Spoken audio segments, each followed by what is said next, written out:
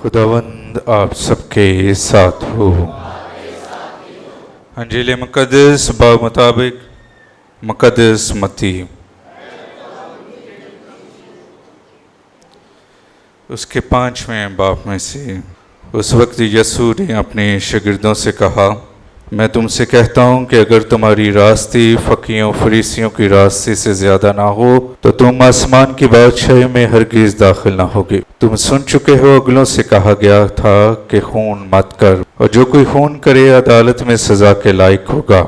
लेकिन मैं तुमसे ये कहता हूँ कि जो अपने भाई पर गुस्सा हो वो अदालत आलिया में सज़ा के लायक होगा, और जो अपने भाई को राका कहे अदालत आलिया में सज़ा के लायक होगा, और जो उसको अहमक कहे वो जहन्नम की आग का सजाबार होगा। बस अगर तू कुर्बानगाह के पास अपनी नज़र ले जाए और वहां तुझे याद आए कि मेरे भाई को मुझसे कुछ शिकायत है, तो अपनी नज़र कुर्बानगाह के सामने छोड़कर चला जा। पहले अपने भाई से मेल कर, तब आकर अपनी नज़र गुजरान। और जब तू मदई के साथ राह में है जल्द उससे मेल कर, तना हो मदई तुझे मुनसब के हवाले करे और मुनसब तुझे प्यादे के सुपुर्द और तू कैद खाने में डाला जाए।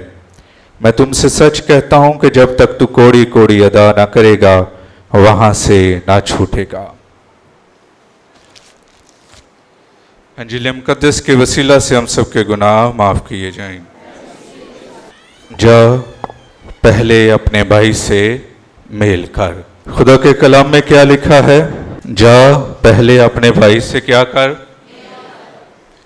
जो खुदा के कलाम को देखते हैं तो खुदा को नाराज दिल से इबादत नहीं पसंद, और इसलिए मैं हमेशा कहता हूं कि वो इबादत जो दिल में हसरत हो, नफरत हो, कुदूरत हो, रोज़ा हो, वो इबादत नहीं होती। इसलिए मैं दरख्वास्त करता हूं कि हमेशा अपने रिश्तों के साथ क्या करना चाहिए?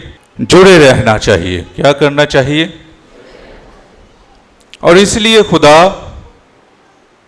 आज सुबह जब कलाम को तैयार कर रहा था तो एक बात खोलते खोलते नजर आई, और किसी ने कहा एक ही चूल्हे में जब दो भाइयों के लिए सांझी रोटी बनेगी तो दोनों भाइयों के मकान भी होंगे, दोनों की गाड़ियां भी होंगी और दोनों के बच्चे भी पढ़ेंगे। इस बात को सुनते हुए बार बार मैं उसे देखने लगा, और 2-3 दफा देखते हुए यही अल्फाज आए कि एक ही चूल्हे से, एक ही चंगेर से जब रोटी पकेगी खाई जाएगी तो दोनों भाइयों की दौलत में इजाफा होगा, दोनों के पास बंगला भी होगा, गाड़ी भी होगी, और बच्चे भी बढ़ते रहेंगे और तालीम हासिल करते रहेंगे। आज खुदा इसी मिलाप की बात करता है, और आज खुदा इसी मिलाप की बात करते हुए बयान करना चाहता है कि अगर तुझे याद आए कि मेरे भाई को मुझसे कुछ क्या है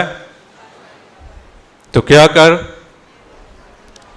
अपनी कुर्बानी किसके आगे छोड़ दे? खुदा के आगे छोड़ दे, और जा अपने भाई से क्या कर? मेल कर, और फिर आ और क्या कर? कुर्बानी अदा कर। खुदा को हदिये नजराने नहीं पसंद। खुदा को इबादत जो सच्चे दिल से गुजारी जाए वो पसंद है, और इसलिए खुदा आज के कलाम में ये फरमाता है कि मेरी खुशी इसी से है कि शरीर जो है क्या कर ले? तौबा कर ले, अपनी जो राहें हैं उनको दुरुस्त कर ले, और मेरे कलाम को क्या कर ले? अमल में लाए, हिफ्स कर ले, और सदाकत की राहों पर चलता रहे। और इसके साथ साथ खुदा कहता है कि मैं उसके गुनाहों को क्या कर दूंगा?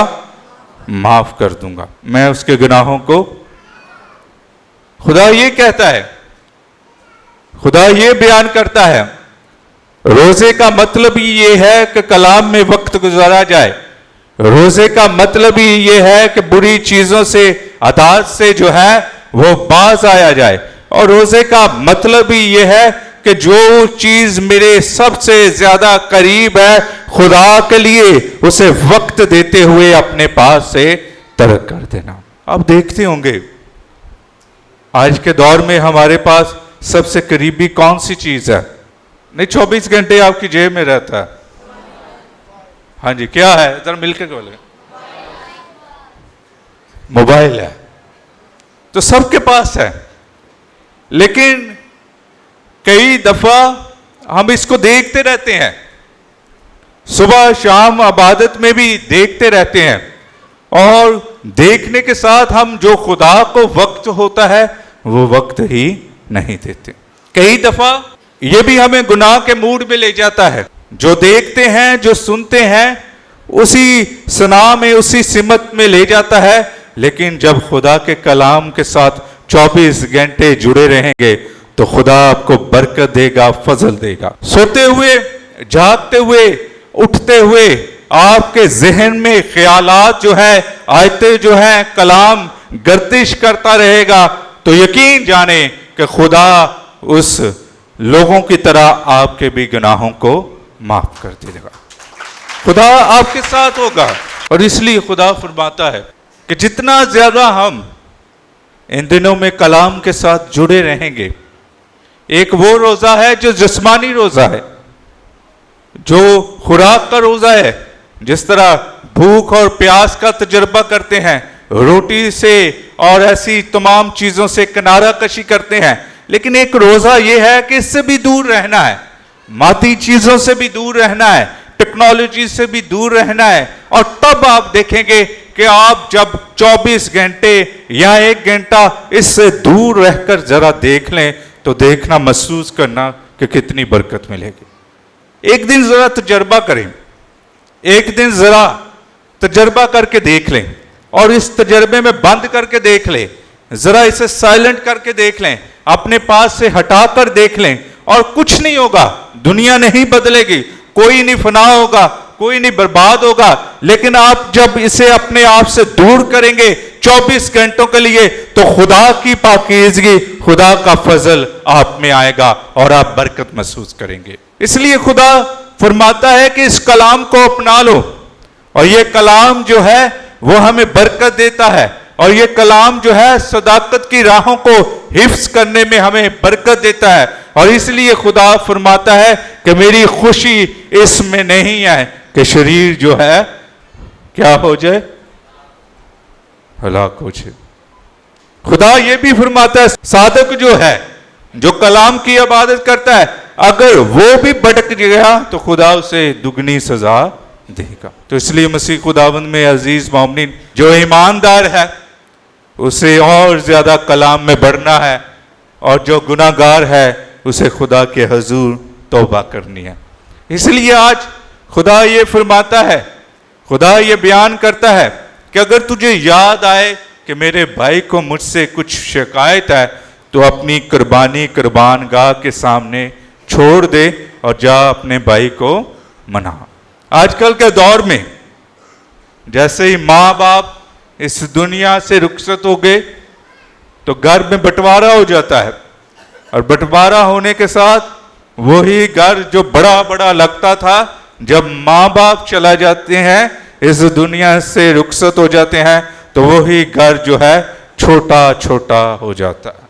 वसाइल वही है, बरकत वही है, कलीसिया वही है, खुदा वही है, कलाम वही है। और इसलिए बयान करते हुए मैंने कहा कि अगर एक ही घर में एक ही जगह पर रोटी बने, एक ही घर में एक ही जगह पर तकसीम हो, तो उस घर में दोनों भाइयों की दौलत में इजाफा होता है।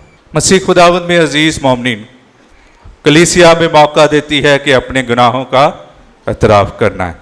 तो इसलिए आए इस पाकमाज़ में हमेशा खुदा के हजूर अपने गुनाहों का एतराफ़ करते हुए खुदा से इबादत कर सकें।